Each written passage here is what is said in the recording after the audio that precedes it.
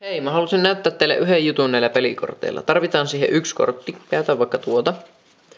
Hertta 10. Otetaan se ja hävitetään se jonnekin tuonne pakkaan. Tuolla lailla noin. Sen jälkeen otetaan muutama kortti. Itse asiassa 3. 1, 2, 3. Ja näistä korteista päällimmäinen, keskimmäinen eikä alimmainen saa olla se sinun kortti, mutta näköjään alimmainen on.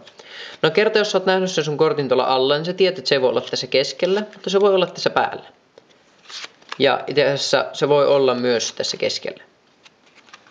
Mutta nyt siihen ongelmaan, mikä minulla oli. Nimittäin kun tästä painaa, niin tältä alimmaiselta kortilta häviää kuvapuoli.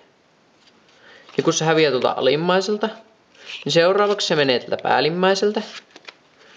Ja sitten keskimmäiseltä. Olisi paljon helpompi itse asiassa sanoa, että yhdelläkään näistä korteista ei ole kuvapuolta ollenkaan.